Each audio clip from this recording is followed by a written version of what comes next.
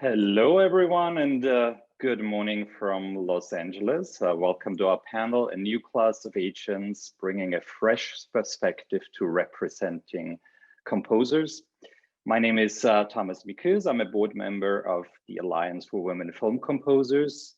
And this webinar format is actually new to us at the Alliance, but because we had close to 200 registrations from all over the world, we are very happy about that. We thought of trying this new setting. So this is different to the open setting. We'll start with a panel conversation first, and later you have the opportunity to ask the agents on the panel some questions. There's a button on the bottom right side that says Q&A. So if you push that button, you can type a question and I'll ask them. So without further ado, I'd like to introduce our panelists: Sabrina Hutchinson from First Artist Management, Rebecca Grierson from 64 Talent, Jonathan Clark from Kraft Engel Management, and Arbel Bedak from Spectra Creative Agency.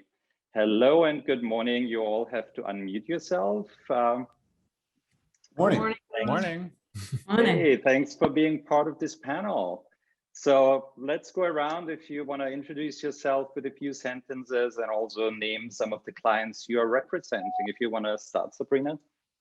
Sure. Hi, everyone. And for those not on the West Coast of LA, good evening and afternoon. My name is Sabrina Hutchinson, and I'm an agent at First Artist Management. My background is roughly 25 years working with creative talent. I got my early start working in Seattle, managing recording studios and managing bands and promoting them. From there, I went on to work as a recruiter representing creative talent, mostly visual talent, so visual designers, creative directors, motion designers. And then in 2011, I founded the company that would eventually become Defiant Public Relations, where I worked with on-camera talent like Orlando Jones and Nicole Bahari, and folks like Bear McCreary and Blake Neely before joining First Artists last year, right in the middle of the pandemic. So it's great to meet you all. Rebecca, do you want to continue?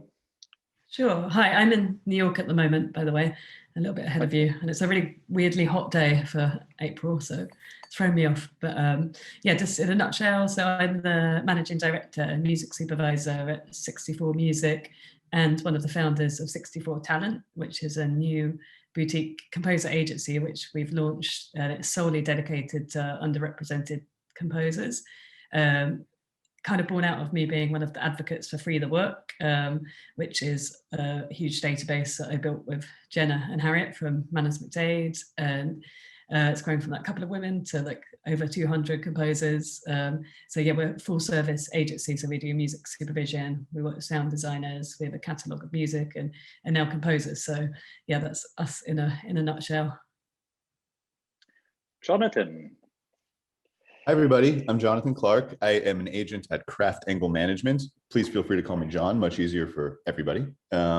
And I've been in the music business, I feel like forever. I started super young.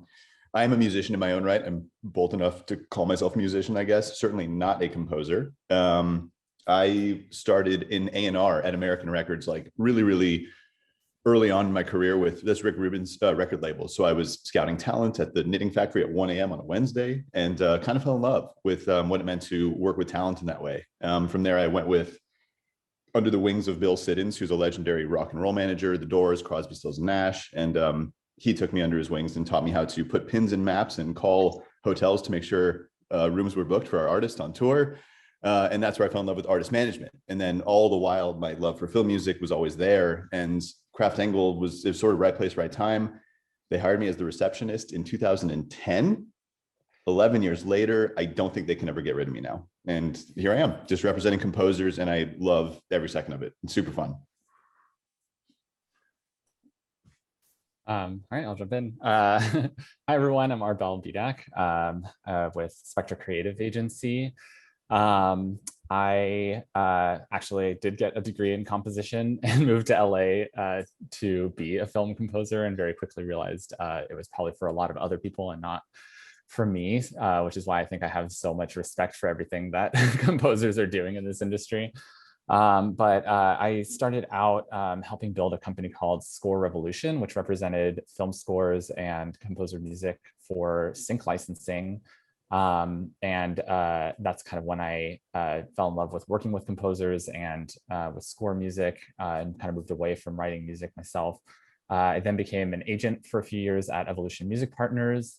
And then for the last couple of years was working representing composers at Decca Publishing out of the UK for sync in North America, and working creatively with composers and artists there.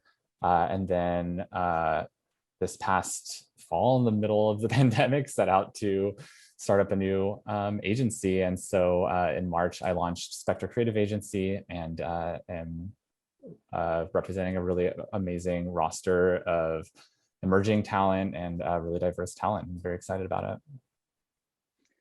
Wonderful. Can you all maybe talk a bit why you became an agent and why you started your own companies, Rebecca and Arbel and John and Sabrina, why you joined First Artist Management, and you know, what turns you on about being an agent, where your passion is there also?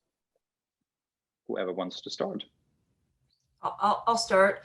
You know, I've always had I haven't played for years, but I'm a musician also, and I have always found, you know, kinship and connection with musicians and composers, with creatives across the board, really. But you know, I just have done it very naturally. It's something that I felt was important. I mean, again, going back to being in Seattle in the early 90s in the grunge era, and like working with bands, and, you know, it was before social media, and going home at night and calling all my friends and telling them to, you know, come out and see a particular artist perform, you know, the next night. And, you know, for me, when I made the move to First Artists, I knew most of the agents in LA, having worked with a lot of them. At the time, I shared 5 clients with First Artists, and it always just got along very well with them and been treated very well by the agents there. And so late last spring, I rang up Alexander Vangelos, my friend, and we were chatting, and, you know, the conversation kind of went to, have you ever thought about being an agent? And, you know, having worked also as a recruiter in the past, it's very similar to being an agent, and connecting folks and advocating and helping folks. I said, you know, which I had from time to time. And it was a big move in the middle of the pandemic, just like Arbel. So cheers.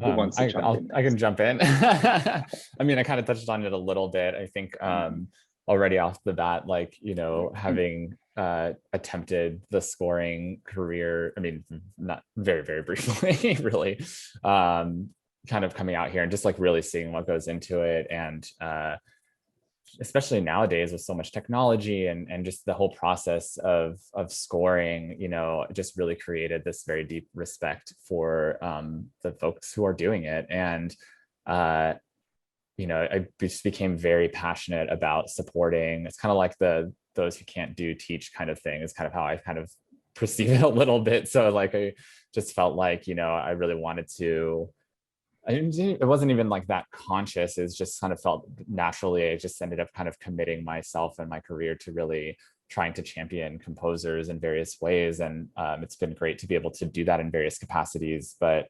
the time that I spent as an agent, I just really loved that role, and just felt like it was such a great way to really be able to champion composers and really like be able to actively put them out there, help them find work, collaborate with them, advise them, you know, and I really was like yearning to go back to that, and had been thinking about that for a while. And so, you know, situations aligned and everything weirdly during a pandemic, but in some ways because of the way everything is set up now during the pandemic. And so I just, you know, I think I just felt with deciding to create a new agency, I think I just felt that there was an opportunity to just add more options to the agency pool. And personally for me, I felt really passionate about creating something where I could put a lot of my own sort of personality and ideals into something, and just saw also the opportunity to by creating something from the ground up, I could build diversity into that, which, you know, is something that I've been really passionate about and trying to figure out ways how to help, since it's such a really big issue in the composing world. So that all kind of culminated in Spectra. Rebecca and Sean, if I may ask you, what do you look for in when you sign a client? What are the criteria you look for when you take on a new client? And is there certain things you're focusing on?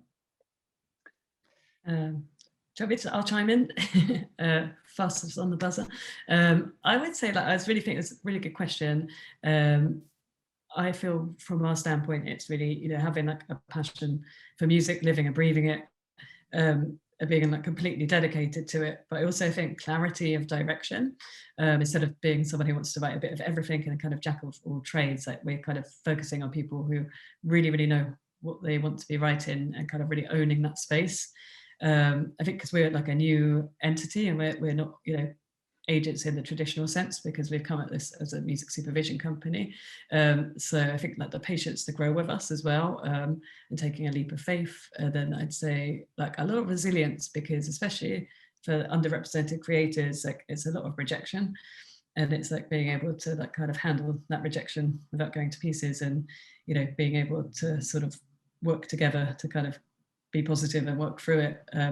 And something we really try and do is like build confidence and try and like improve on those areas as well. So that's probably like our main criteria.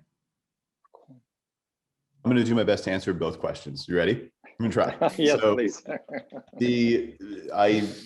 I touched on it too in my intro, but coming from the rock world and being a musician to some extent in my own way, I feel like I've always had this like deep reverence for the artistry of it all. And I'm sure we all say that we do that, but I don't know, coming from it, like, you know, scraping to be heard and, you know, really yearning for your intellectual property to be respected. It's hard to put yourself out there that way. And the composers that can do it in this sector for visual media, where it's like you're creative on creative because you're doing a creative thing for someone else that's very creative, and it's difficult. It's really hard.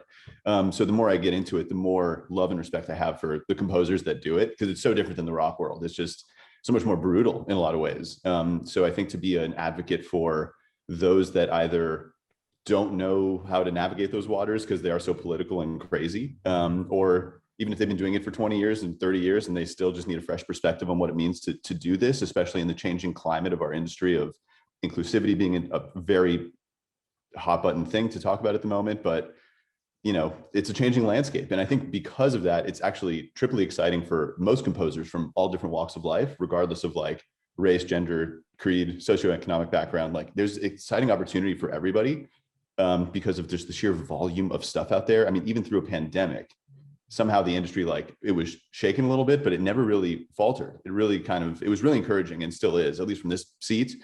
It's exciting to talk about fresh faces, but it's 100 projects at different studios, and it's so fun. And I think because of that, it's really daunting for a lot of younger composers, especially those that have never had that opportunity before. So if I can be that safety net, but also that, you know, clinking of a glass when something good happens, or the shoulder to cry on when we're commiserating, it's like, that's what it means to do this. And for me, that's the best part. It's that intimate friendship of, when I sign a composer, that's what I want. It's a friend. It's like, this is a partnership. I'm not just going to book you on a gig and you're just going to go write for 6 months and I'll see you later.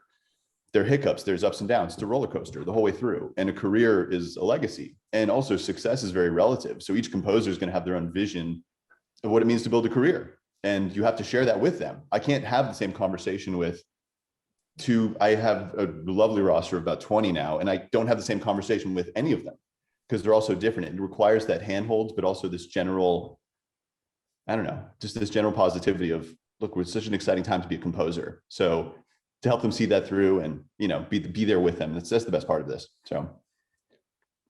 Cool. Sabrina, Arbel, do you want to also chime in on the question of what you're looking in for in a client? Sure. I mean, yeah, go for it. Oh, sure. Thanks, Arbel.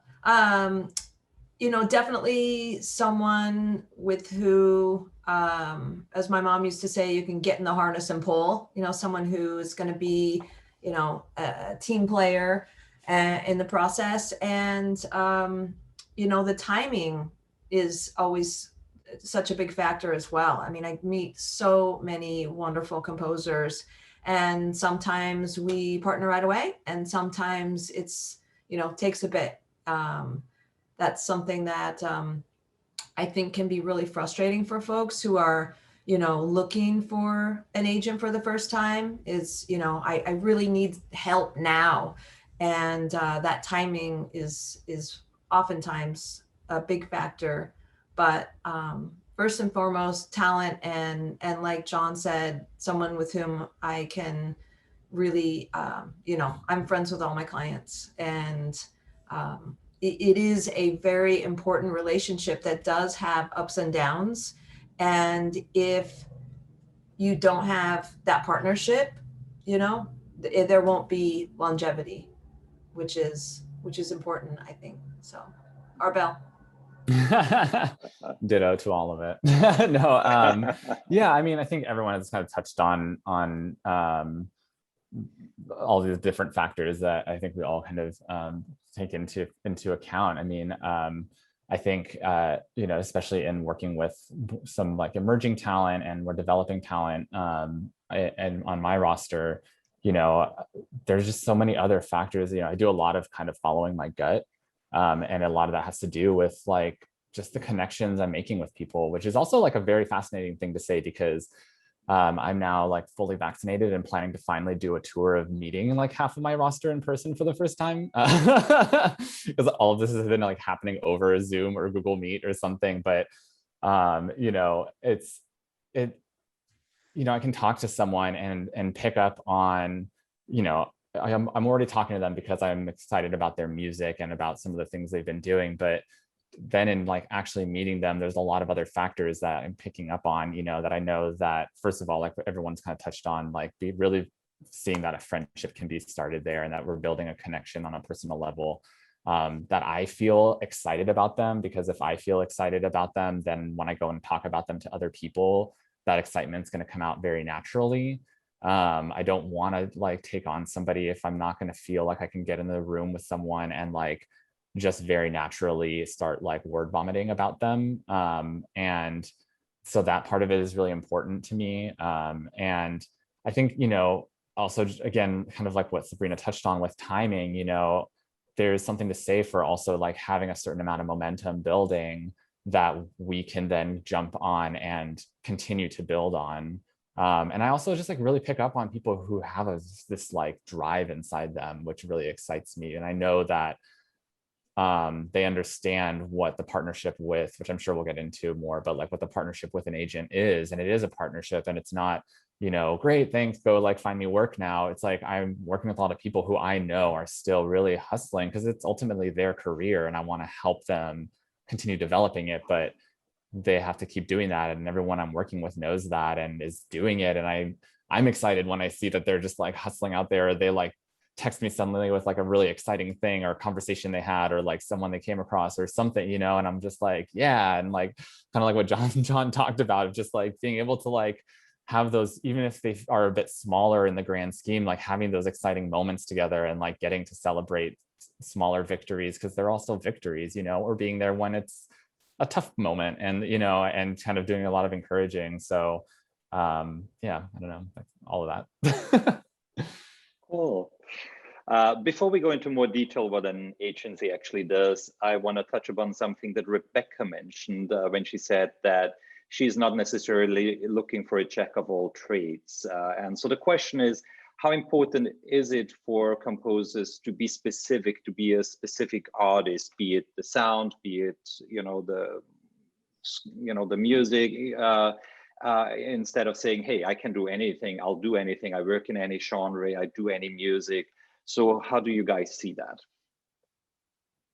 I'll jump in. I mean, I agree with that. I don't think it's so much about like making sure that you're one specific thing. I think it's just more having direction and having an idea of like, you know, what it is that your goal is that you're heading toward and what you need to do to get there, and honing in on, you know, what is your sound. Like, you know, you don't need to, the way I kind of like to think about it is like, I'm not a huge fan of when composers describe themselves by referencing other composers. Oh, well, I'm kind of like a this person and this person. I'm like, okay, great. So they're going to go hire them. So like, who are you and why should I hire you?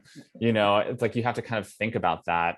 You know, you don't, because you also don't want to be building a career where you're just getting the projects that, you know, these other three composers are not taking on or something like that. You know, it's like, you want people to be coming to you for something. And so I think it's this balance. I think something important to remember is most composers are probably ultimately jack of all trades. Like, and you're going to get asked to do a lot of different things on a particular project, but you want to figure out what it is that's going to then like get you even to that next level and into the room and into like, you know, into the conversation that's going to make you stand out to others.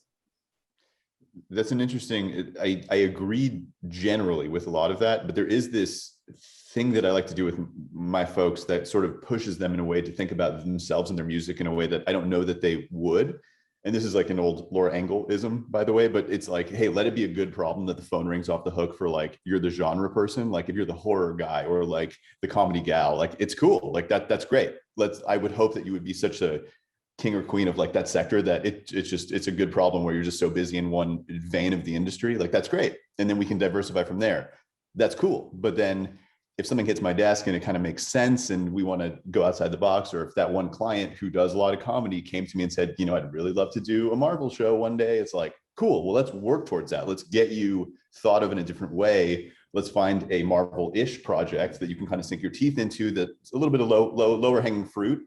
That's a safety net of like, okay, you can sort of like play around with sounds and tones. And like, I know you can. And that's the thing about composers is like, they're all good. Everyone kind of knows, like Arbel said, everyone can kind of do it.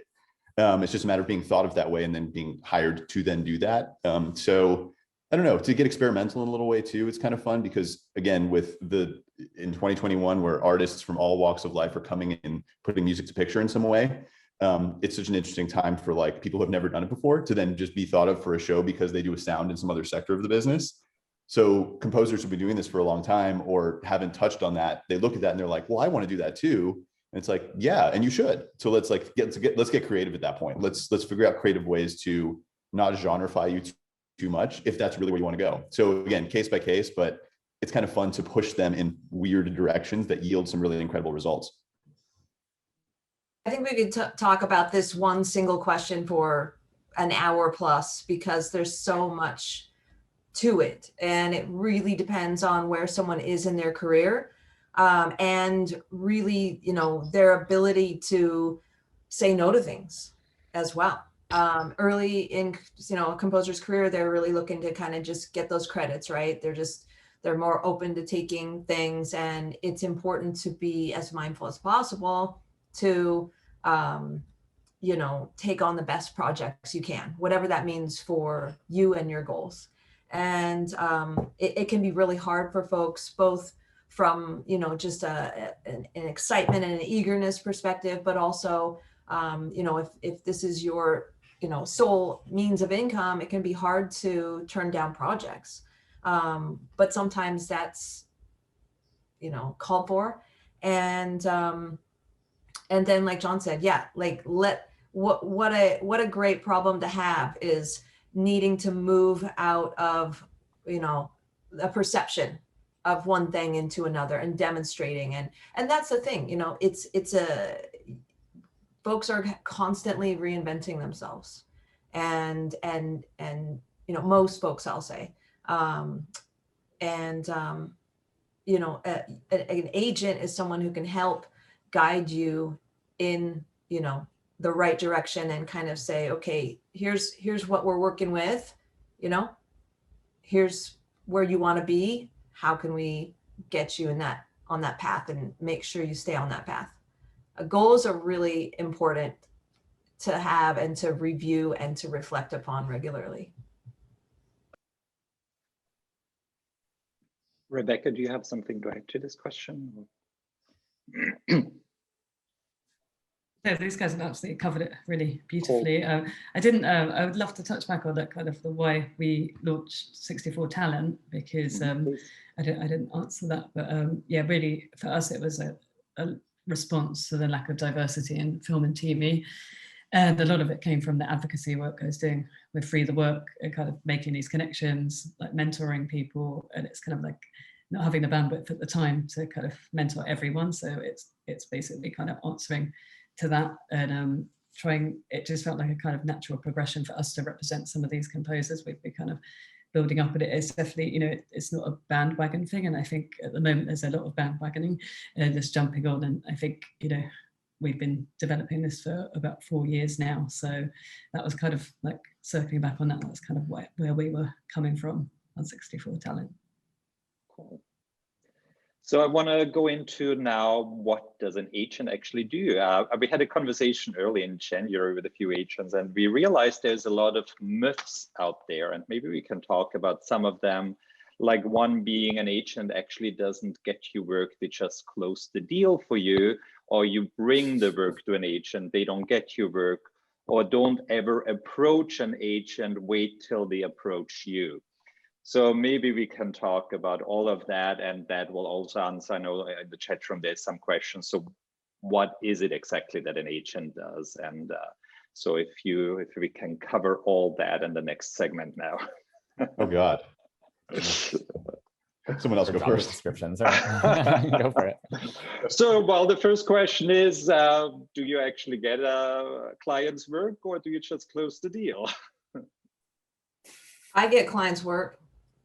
I definitely do. I mean, I think that. And how do you go about it? Yeah, I am on the phone and email all day long, taking meetings, chasing down projects, you know, meeting with people, creating, you know, having conversations, early conversations about projects, and, you know, knowing the types of projects that our clients are looking for and that they would be good for, always just thinking, you know, and I can say that for my team, you know, thinking about, this would be great for so-and-so, this project would be great for this person, and really hustling hard to, you know, get our folks in the mix, get them known, get them seen, and to create and close those opportunities where, you know, that is, if all I'm doing is papering deals, I'm not bringing any value to the relationship. So that's the, I don't want to say it's the easy part, because it can be very, you know, complex at times. But the challenge is getting folks in the room, getting them opportunities. You know, that's what we do all day, every day. And of course, you know, helping them to navigate things within their career and their business. You know, sometimes it's not just connecting them with studio heads and supervisors and producers, but it's other people within the industry, or, you know, getting them, you know, folks have all, like John said, I have a different relationship with every single one of my clients, and every one of them is in a different spot in their lives and in their careers and looking for different things. And so, you know, I'm always mindful of whatever that might be to make sure and help them. Yeah, and I guess to add to that too, it's like kind of what I touched on before, that, you know, it's really a partnership, and both people are going to be bringing things to the table, and that's important. And then it's like, what's really great about, I think, working with an agent is you then have someone to sort of strategize with, and when any kind of particular thing comes up, even if it's the composer bringing it in, or not necessarily even bringing it in, but even just bringing it to the table or flagging something or whatever, you know, then there can be a conversation about how to approach it, and where it makes sense, because it's also like a lot of keeping track of different people's relationships in different places and being very aware of those, and strategizing around how best to approach those. And sometimes it makes more sense for a composer to open the door because they have a specific type of relationship. And sometimes it makes more sense for me to go open the door. And so it's really good to be able to have those conversations and have someone to have those conversations with. The question was what an agent does, right? Yeah. So what do you do We want to see your as job an agent, description. really, like, you know, and also, you know, a question in the chat room was also someone heard that you should never approach an agent. You should wait until they approach you, until you're ready to be represented. Right. That I do want to demystify that a little bit. And an agent, by the way, number one is probably listening more intently to questions. That's a good just general step. Just got to make sure I'm listening to this, answering correctly. But at least my door's always open, and I tell people I meet, whether it's someone who's been Oscar nominated or someone who's like already got a career under their belt with 40 films, or a kid straight out of Berkeley or USC. Like, I tell them the same thing. Like, my door's open. If you have a question for me, you can approach me at any time. I might not sign you right away, but like, I'm always happy to demystify what it means to do this. And it is a combo of, man, if this was all paperwork, I would lose my mind. I mean, that would be so boring. Paperwork's fun. Like, I actually get a kick out of redlining stuff and kind of looking at deals and figuring out precedents and quotes. Like that's cool. Like, you have to kind of be into that a little bit, but if it was all the time, I'd lose my mind. I think we all would maybe, but the creative element of collaborating, working with those folks, like we all have touched on it a little bit, but working towards that greater goal of the legacy of the composer. You got to get weird sometimes. You got to kind of get in and get creative. So like, you have to be this collaborative partnership to like, you've never done a film like this before. Well, what are we going to do to separate you? That's actually the one thing I do tell all my clients that is the same is, how are we going to get you that inside track? What's the best way to like separate you? And it requires this delicate partnership. And equally so for people looking for an agent is, well, how do I do it? And it's that weird catch-22 of, well, an agent's going to want to see credits. And if you don't have the credits, you'll never get an agent. But then if you don't have an agent, how do you get the credits? Tough. They're really tricky. And there's no like crystal ball to figure that out. It's like, maybe your roommate from college is randomly going to be a very prominent director one day and like going to want you to score all their stuff, and off you go. And then maybe that director is going to score Oscar-winning or direct Oscar-winning movies, and you're along for the ride, and there you go. And then a career is born. I would never say go look at that and like mimic that, because that's impossible to do. It's lightning in a bottle. But no matter where you're coming from, whether you're an assistant for 10 years and you have additional music credit, and maybe it's like finally time to break away and spread your wings and do your own thing, call an agent and take a meeting. And if they don't meet with you, shame on them, because they certainly should. I think every agent should give every composer the time of day, no matter where they're at in their career. That's imperative. And you meet incredible people along the way. And maybe you're not ready now, but maybe in 2 years, call me again and let's keep this going. Let's get a coffee and let's figure it out. Or maybe I can give you some advice, or I don't know. I mean, this is such a marathon and not a sprint for all of us. And I know I'm just getting started in my early 30s, but like, composers are too. Some careers don't get born until you're in your 40s or your 50s. So knowing that, don't ever get discouraged by an agent saying, hey, you're not ready, or a studio slamming the door in your face because you don't have credits or don't have a rep. It's like, you know, find a way to wiggle in and have that conversation to be persistent. And, you know, I think things will come organically from that, but having that energy too. I know I look at that when I want to go sign someone too, like Sabrina touched on it too. It's that energy. And Arbel said it very beautifully of like, that gusto of like, there's a self-starting element to this. So show an agent show that you have this energy, not just like, hello, yes, I'm ready for work. Please get it for me now. It's like, no, I mean, yeah, maybe, but like, help me, help you, help me. So I can help you. That's it there. Yeah. I think like going into it too, when you're reaching out, just be like realistic. Cause I agree. It's like, you know, just know that sure, this person's going to take the meeting and we're going to have a great conversation, but like, don't go into it just expecting to walk out having signed to an agency now. Like, know that it might be an ongoing process and there might be things you'll learn out of it, and that it can be an ongoing conversation. No right now doesn't mean no in a year from now or less or something, you know? So, yeah. I feel like for us, because we're very specialists, and our intention really is to try and shake up the boys club.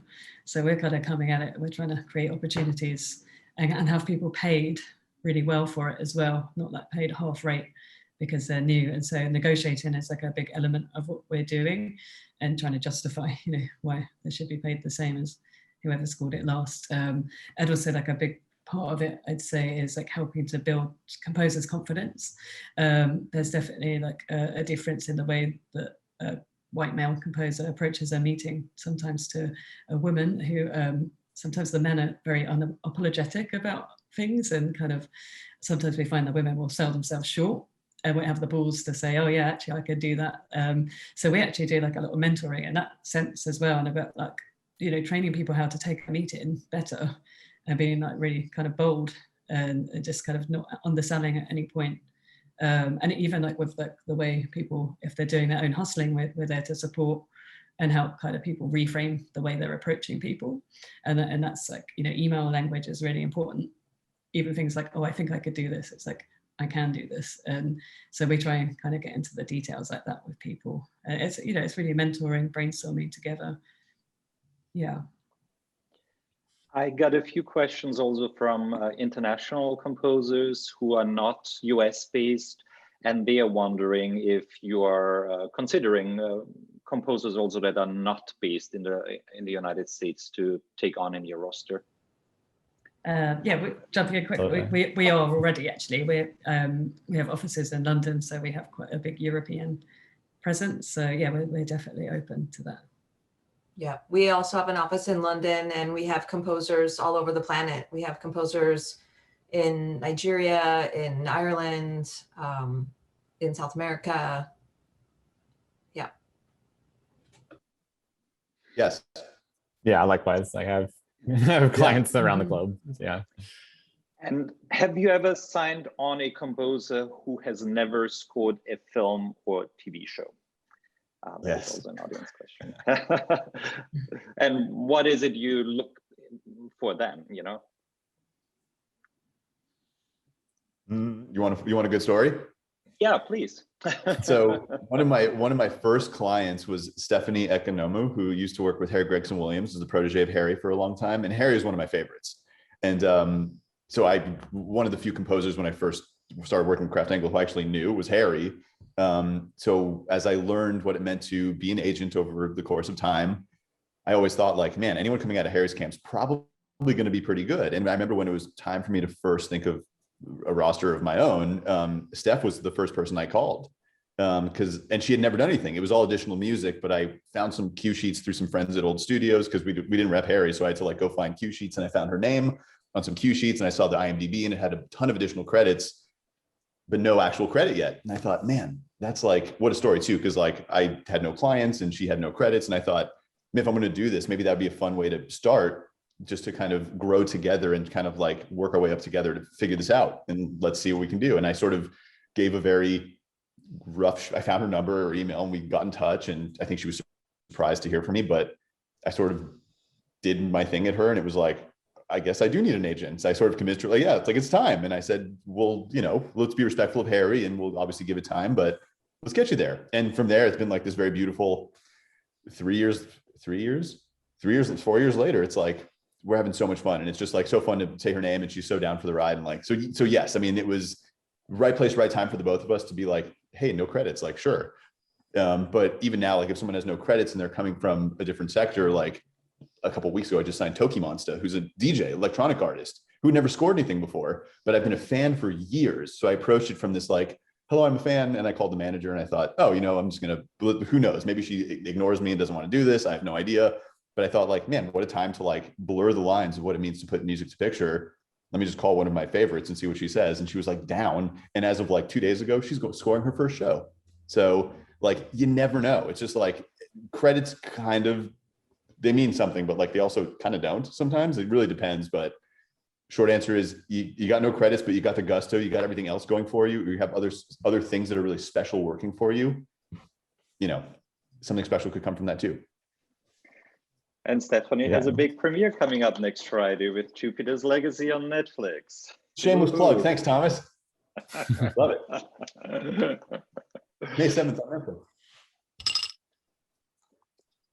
Yeah, I mean, like to add to that, I mean, likewise, like I've come from working with composers who have come into this space from a lot of different avenues that are less sort of like score composer traditional avenues. And with creating Spectra, that was something I really wanted to encourage and kind of further do. So like Yes, also definitely. I'm looking at, like, just yesterday announced 2 new signings, which are Mary Lattimore and Juliana Barwick. And Mary has not really done anything. She actually already has some upcoming projects, but like she hasn't really scored, but she releases albums and they are very sort of like, you can tell that they lend themselves to score, and she's been approached by people about it, and same with Juliana. And so, you know, we had a lot of conversations and we're like, yeah, like, let's do this. And so we're kind of diving into it. And I think that's one of the exciting things about kind of doing something new, you know. But I also really like what you touched on about like developing people. And I think with this being sort of like a panel of all people who are kind of like younger agents, or, you know, earlier in our agent path and everything, you know, I think that's one of the exciting things, is getting to develop people and kind of be on that journey together. So that's one of the things I'm really excited about. Yeah, I think also what John said about teaming composers up as assistants with like more established composers who were kind of continually winning the gigs. It's like such a great solution to the problem, because it's like everyone kind of wins really if people are not hiring because of the lack of credits. And that's a great way to get someone onto a production. So they've proven that they could do, you know, a feature or a series. And then it's kind of like you can go back and say, well, they have done this work now. You just got to kind of trust them on their own. We're doing like a lot of round tables with studios, and they're saying like an assistance program to bring up more composers who keep missing out. Like that's a really good way of solving the diversity gap. I want to make sure I get the first question in that Haley Moss had. What's the difference between being represented by a manager and an agent, and is one better than the other for a career?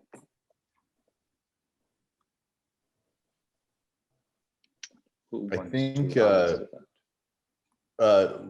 Kraft Engel is Kraft Engel Management, and I think that's for good reason too. I can just speak for myself here, but the managerial approach to being an agent is actually really imperative. I mean, that's sort of, yes, a manager, you can have a manager and you can have an agent, but I know I consider myself a little bit of both, because of that managerial approach of the zoomed out larger picture of where the career is going. I mean, one can argue that, yeah, an agent does that with you too. It's sort of open-ended. Like, I'll work with managers. If you come to me and say, hey, I want to sign with you, but I have a manager, it's like, cool, we can collaborate and I can play in the sandbox pretty good. But, you know, I think most agents probably provide that experience too. And it really is that personal touch of, again, not just booking a gig for you, but it's being with you the whole way through, and, you know, walking through the hiccups on a project or hiccups in a career, or just sort of being there for the greater picture, or thinking outside of film and visual media. Like, if you want to have a concert piece and you want to go write a concerto, it's like,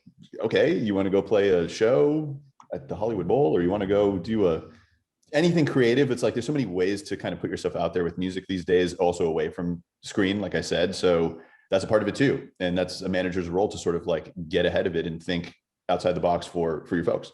So the lines are blurry. So I guess I consider myself manager agent. So if the question's answer is yes, I guess yes, it's a little bit of both. And it's not in competition with each other. Yeah, I agree with that. I mean, sorry. No. Oh, I was just gonna say, I agree. I mean, it's like, you know, that's like a lot of conversations I've had with my clients as I've been signing them. And I think, again, it goes back to just like the relationship with each client is very different. And so the needs there are different. And, you know, I do work with some people who have a manager, and that's great.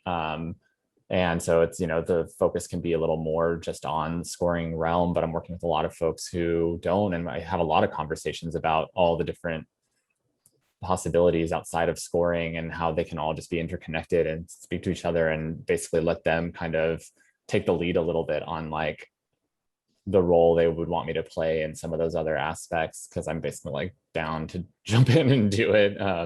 And, you know, because it's just, you know, I see the creativity and the value to having all those different sort of elements. Again, kind of specifically having come from working at like a publisher that was working with, you know, a lot of different types of composer artists and the different things that they were doing, and just getting to experience some of that. So it's kind of fun to bring that to the table a bit.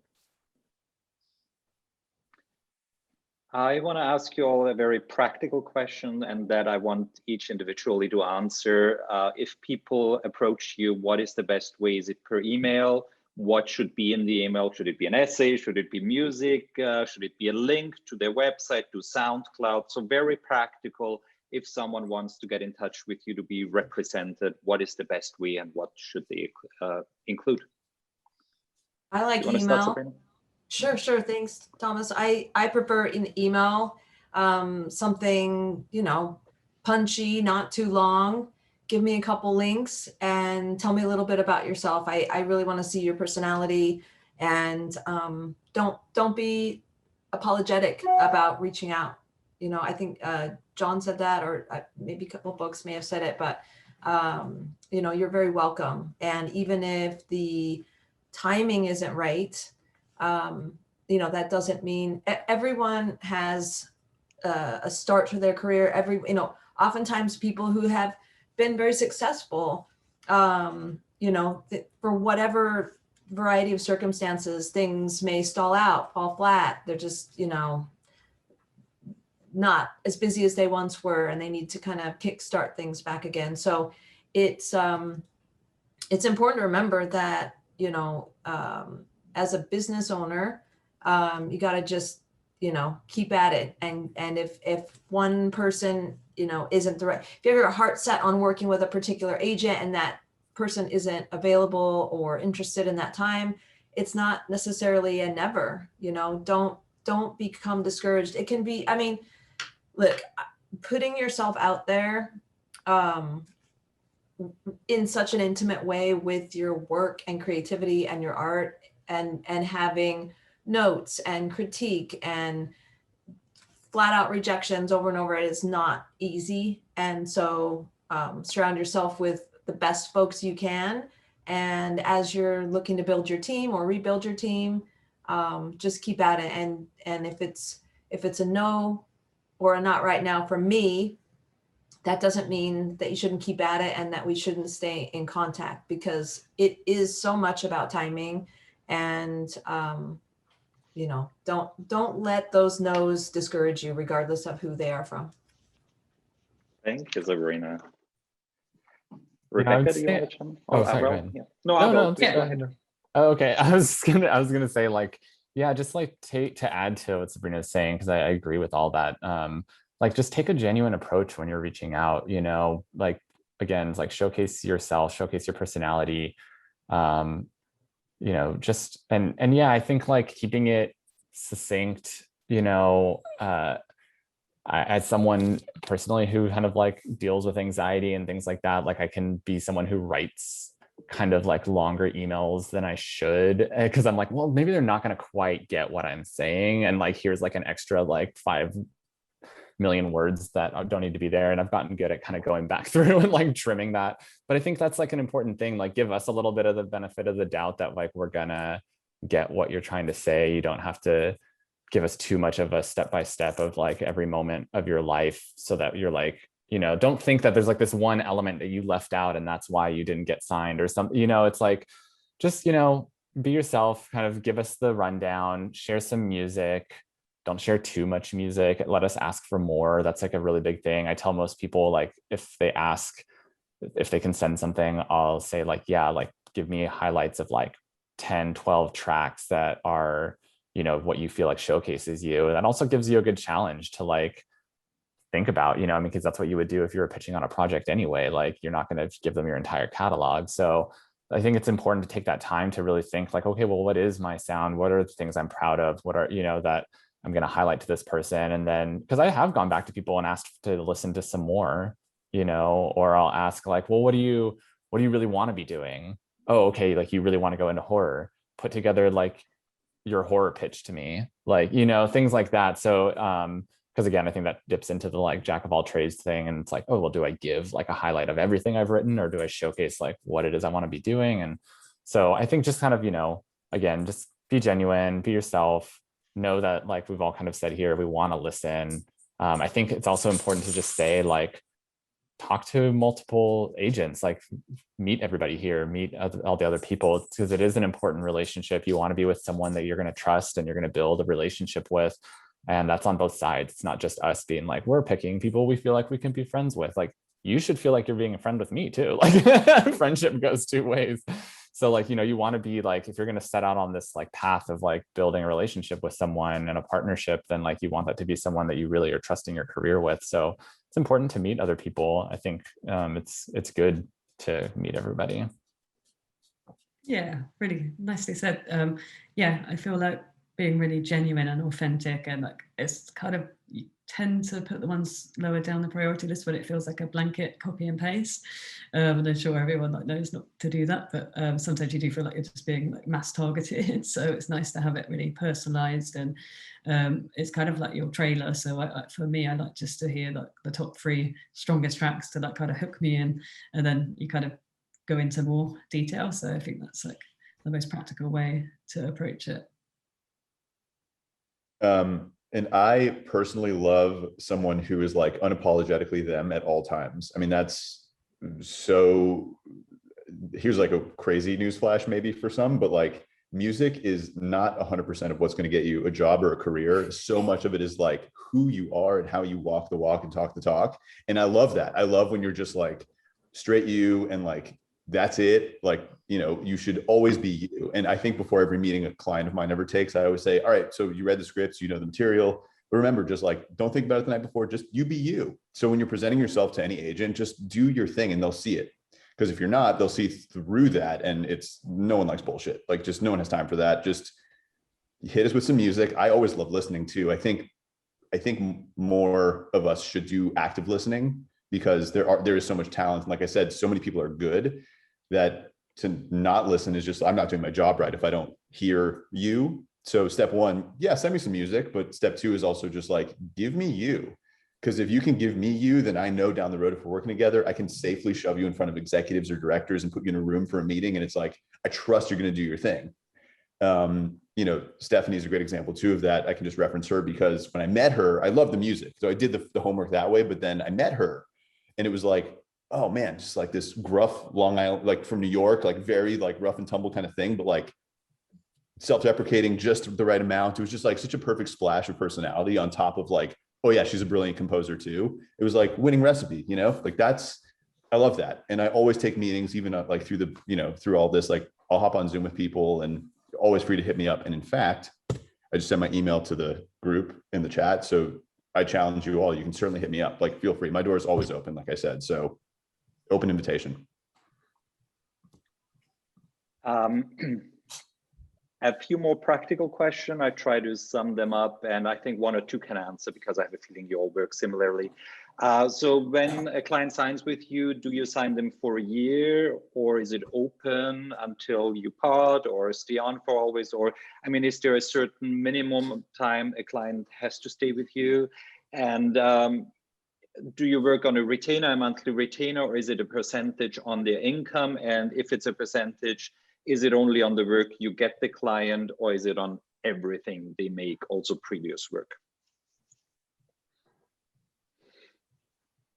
So do you sign clients for a certain period of time and then renew the contract with them? I think somewhere. Oh, sorry, go ahead, Rebecca. Sorry, go ahead. Yeah, just because we're like really new, so we don't have like the longevity and history everyone else sort of has. But for us, like ideally, we want like a minimum of a year, because it's such a lot of groundwork and sowing seeds, and you know, it's kind of, you don't really have time to prove anything in, you know, even 6 months. But of course, that we're open to that, and it's really case by case, and you know, we have to prove ourselves as well. So, but I'd say like a year is good chance to get to know each other and like really kind of go through some things together. So that's kind of our ideal. Yeah, I was going to say the same thing. Like, I think the general understanding is like, it probably takes a year of a lot of seed planting to get there anyway. So it could be a year before you get a job after you sign with us, but like, that's okay, because just because we're shooting for the moon doesn't mean we're not landing on the stars in some form, you know, like it's going to take time. Like, this is, again, it's a marathon, this whole thing. So give me at least a year and like, let's, you know, we'll figure it out, but it's, you know, it's going to take time. It all takes time. And do you, as an agent, work on a retainer like as publicists, or do you take a percentage? It's a percentage. A percentage, yeah. Cool. So I want to talk, the last segment, I want to talk about how the industry is changing its ways when it comes to equality and inclusion. And I want to get your take on how you see those changes, also talking to studios, to music departments, to showrunners, and what you as an agent can do and are doing to bring more inclusion and equality to our business. I'll jump in just really quickly. I think that the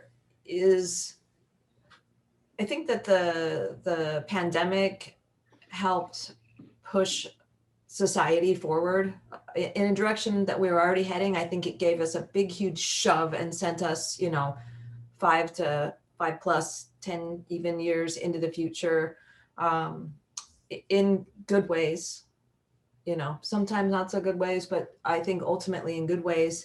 And that folks very much now, from a confluence of things, are looking for fresh voices and looking for new ideas. At First Artists, we are constantly talking about the balance of our roster. We work very collaboratively.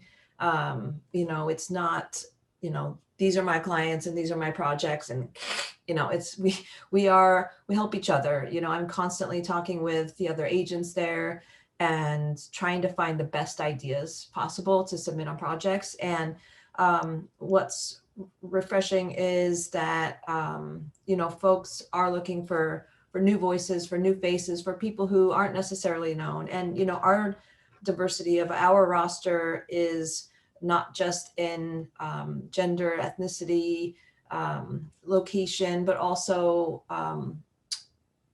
how we too have a number of fantastic artists like Dan Deacon, like Clark, like I could go on and on about our folks, Hannah Peel, and we're really excited about Electric Youth. We're having great conversations with folks all the time, and it is, like I said, it's refreshing, it's encouraging, and at the same time, as someone, I'm East Indian, and it's important that the conversations be really authentic, that people are looking for the right folks for the project and making sure to include a range of voices. One thing for me that can feel disingenuous is when it's just like, well, we're going to cut this whole section out now, right? We're not going to look at this section. We're going to, and I think everyone ultimately is doing their best and making an effort to make change. And my hope is that it's sustained change and not just a gesture. Right? There's plenty of virtue signaling going on. I look forward to less of that and more real change. Thanks, Sabrina. Something that I would add to is that I've already come across and had to kind of jump in on, in making a point of building a diverse roster and really championing some underrepresented voices. Yes, there are certain situations where people are reaching out and saying like, this is, we're telling a very like Black centric story. We really would like to look at Black composers, things like that. It's also, I now have the responsibility. I mean, I'm a cis white man. So like, I'm aware of that. And like, but I am going out and championing people of all kinds of diverse backgrounds. And part of what comes with that too is like making sure that I'm protecting them to an extent as well. And I've already had to have a bit confrontational conversations where I didn't like how people were talking about, and like not in like a malicious way or anything, but it's like there's moments of education that I know I need to have, because I need to make sure that I'm also going to be putting my clients into a safe situation if I'm going to then connect them with a creative and like be putting them up for a project. And so I've had to have these moments where I've already had to have sort of like hey, like,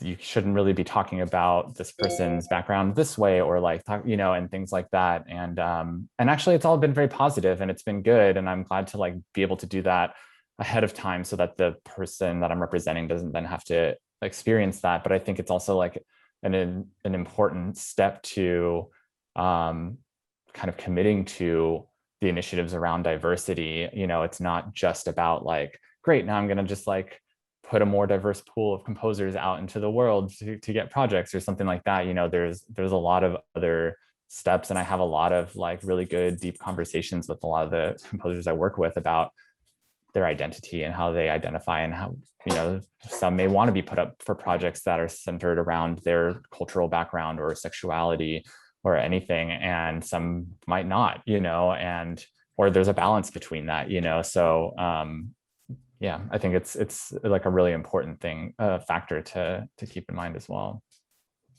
Yeah, I feel like it's a real long game of seeing, you know, real change happen, but we've been doing a lot of roundtables with Free the Work, so with all the major studios and streaming platforms working towards a pledge. And the great thing is like people are really onboarding with that and starting to talk about doing paid demos and actually, you know, making like change to help it become more sustainable to have a long-term career doing this. It's not just the same people getting more successful. So I feel like it is being broken up and slowly changing. I think it'll be a long time to really see like big changes in the celluloid reports and things like that. It's difficult to collect the data, but I know that the studios are starting to work towards new protocols, and there's actually like from some of them are saying they have bonus schemes where they're actually being given a bonus for hiring someone different, a woman. And so that's, you know, it's great. It's an interesting take on it. So I feel that people are really standing up, and I don't think it's a passing fad. And I feel that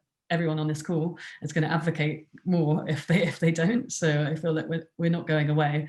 We're going to keep shouting loudly and kind of knocking on doors, and you know that has to be a collective effort for everyone. And I feel like, you know, everyone who's being amazing on this call is doing the same thing, and I think we will start to see some really, really positive change. And I think I agreed with everyone, so I don't want to take too much more time on that, but because again, cis white male too, same like Arbel, like I have to be very delicate and gentle about how I approach a lot of this, but I always have a conversation with my clients about, look, I'm going to get a call and they're going to ask me for a list of our women composers, and I'm going to say your name, but like I know most of my clients, people of color and women in particular, they don't want to be just on a list because they're filling a mandate at a studio. So it is this thing of I'm a composer and should be heard as such. And I 100% agree. That's why, like, if I can close my eyes and just pick based on what's great, I would hope that like race, creed, gender, it all just sort of like would blur, because music should speak. But in a time, in an already very niche piece of the business, there's a lot of marginalized communities that do need that extra nudge. And yes, the studios are making that change, but the accountability actually starts internally with the agents, because we have to be really delicate with how we speak about our clients. So we're truly representing them the right way and representing their mission statement the right way too. You know, working with Lolita too, who's a big part of the Alliance, just that conversation about what it means to be a woman and working in this field, the conversation should be, it shouldn't be that different, but it's just opening the eyes slowly and surely of the people who are making the hires, because I can do my best to open doors for my clients in whatever way we can, but it is on the studios are accountable too, and should be held as such to when they say, hey, we want to hire a woman, but then they don't hire a woman at the end of the day, which happens more often than I care to tell you all, but that's a big fact of the business.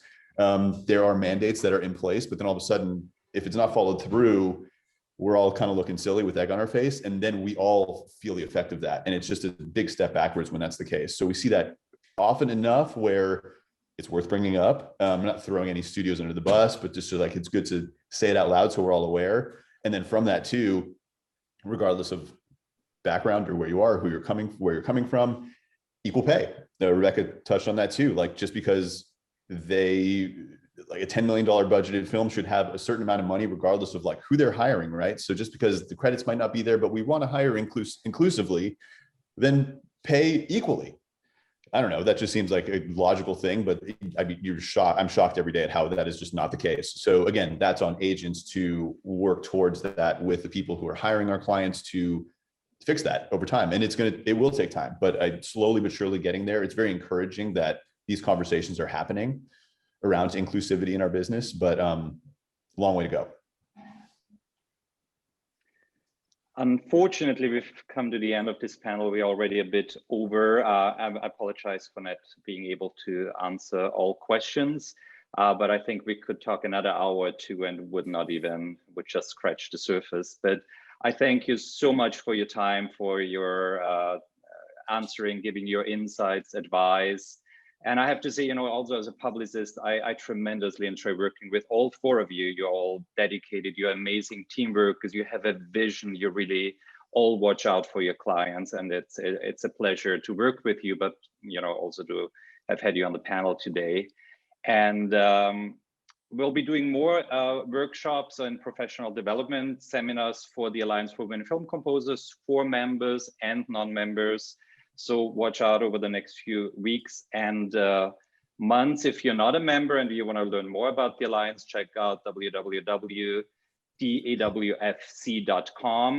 When you log off the Zoom today, you'll get a little survey, just 5 quick questions, and we would be very grateful if you want to answer those. It will help us also to plan future workshops. And again, thank you, Sabrina, Rebecca, Jonathan, and Arbel. Thank you so much for your time, and I hope we can do that soon again.